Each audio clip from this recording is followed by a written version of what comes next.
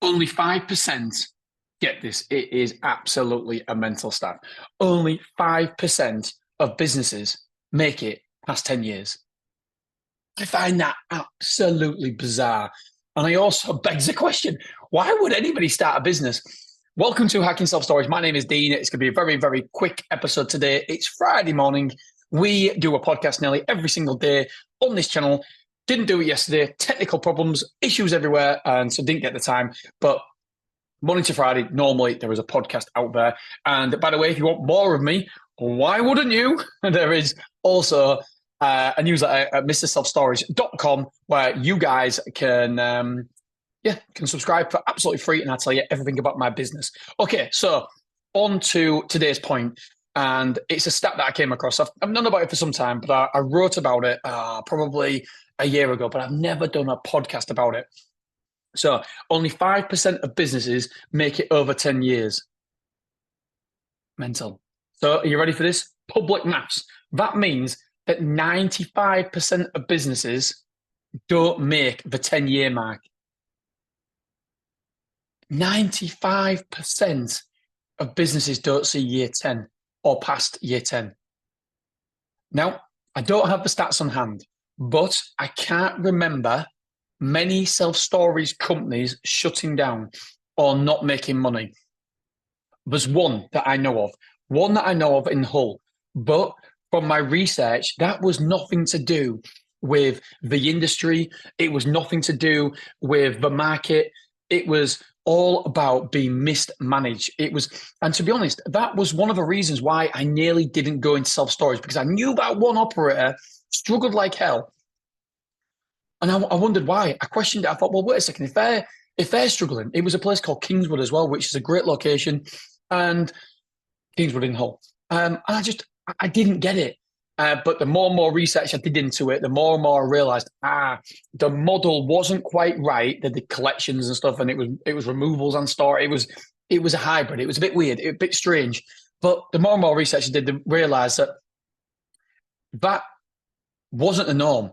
With self-storage, it's a fantastic industry, and I think that if we can turn it on its head, that if we know that 5% of businesses struggle, only 5% of businesses actually make it past the 10-year mark, that means that 95% of people don't. But in self-storage, I can't think of any other self-storage companies that have struggled.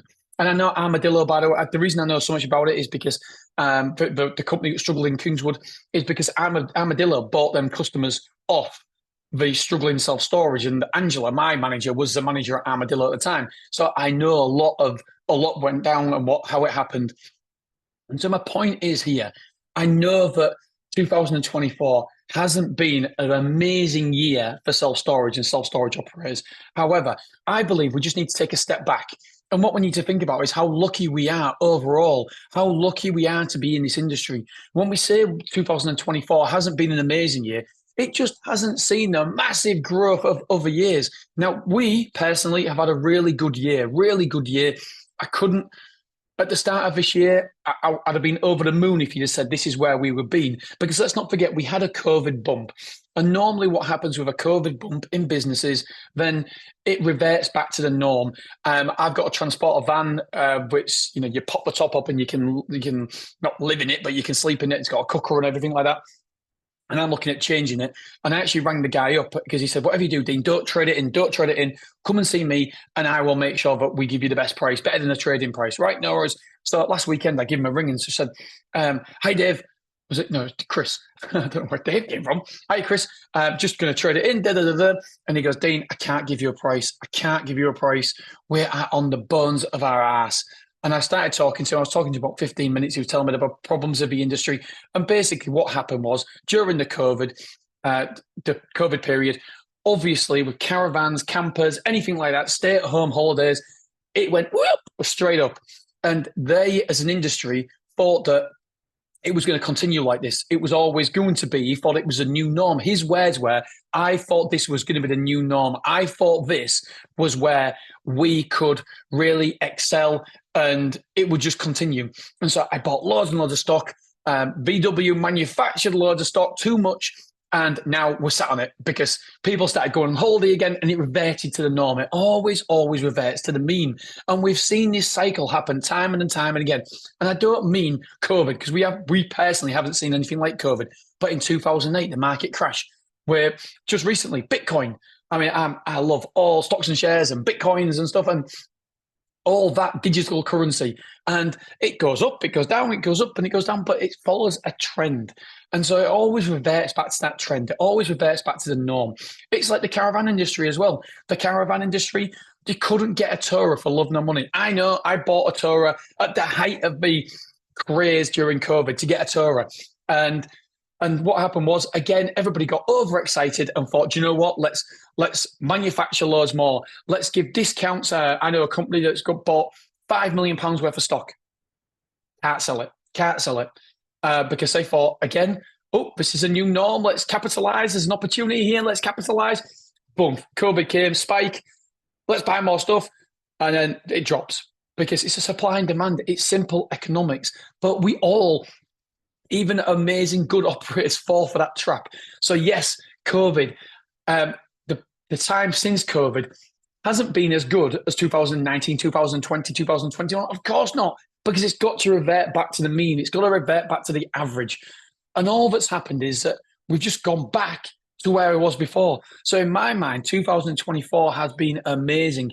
Even if you as an operator have lost square foot, if you look back at where you was during COVID, 2020, 2021, and just before COVID, where was you? Where was your occupancy? And where is your occupancy now? You probably increased, even though you may have lost square footage in 2024, because people who came in during COVID are eventually going to move out. They're going to move out in some way, shape, or form. So yes, I know that from speaking to other people, 2024 hasn't been a particularly amazing year, but it's still been a fantastic year compared to other businesses.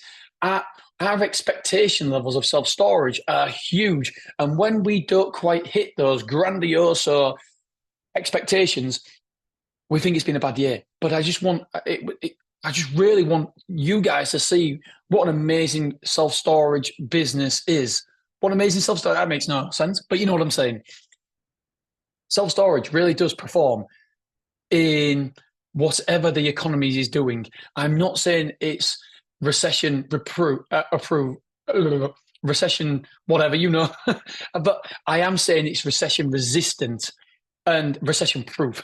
Yeah, it's definitely recession resistance. And we've got historical data from America and the UK to back this up so we can be confident with our industry. We know how our industry is going to perform. 2025, I think it's going to be an amazing year. December so far, now I know it's only the 13th and a lot can change really quickly, but I don't think we've ever been in a position where we're net square foot positive in December, apart from during the COVID times.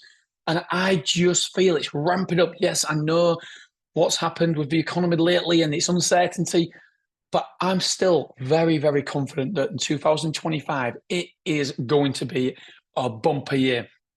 I always remember Anthony Adams. I was talking to him maybe 2 or 3 months ago, and he was telling me that he's absolutely all in with 2025. He said, Dean, I think it's going to be amazing. I think it's going to be an amazing year. And yes, 2024, it might not have lived up to expectations, but I really do think 2025 will be fantastic. So if you think about dipping your toes into the self-storage business, then I genuinely don't think you could handpick a better industry. It's got amazing people. The profit ratio is fantastic, and the trend is it's only going to go up. The demand is increasing. Yes, the supply is increasing, but the demand is increasing. I would say, from what we can see, is increasing faster than the current supply as well. And I don't believe there's a lot of big companies. I was going to say, and in my newsletter today, Big Yellow has just opened up an £18 million site, or going to be opening up an £18 million site. But I don't think, since COVID, I don't think there's been as many new, unbelievable flagship centres being built. Yes, there's been an influx of container sites, and I think that'll be continuing to be the way. But yeah, I do believe that we've got such an opportunity in this industry, and it was just to try and give you, I don't know, a different perspective. Because when you speak to people, yeah, they've said 2024 wasn't amazing, but in many industries, 2024 hasn't been amazing, and we've still profited. We've still done fantastic when you compare it to other industries. So yeah, I just wanted to say my thanks for this industry because, like we said at the start, only 5% of businesses make it to year 10. But I don't know many self storage operators who go bust. And for me, if I ever get into difficulties, the only reason that I would get into difficulties is for overtrading. For overtrading, that's it, and that's my mistake. And so yeah, I think it's a wonderful, wonderful industry, and one that I feel very, very privileged to be a part of. And